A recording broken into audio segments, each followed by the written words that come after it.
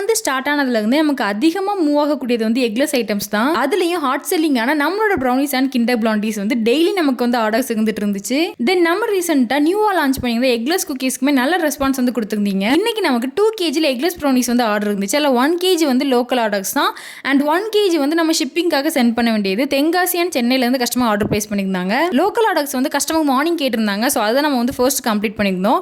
Shipping orders எல்லாமே நம்ம வந்து ஈவினிங் தான் டிஸ்பேச் பண்ணுவோம். இதில் ஒரு கஸ்டமர் நம்ம கிட்ட வந்து ரெகுலராகவே எக்லெஸ் ஐட்டம்ஸ் வந்து வாங்கக்கூடியவங்க.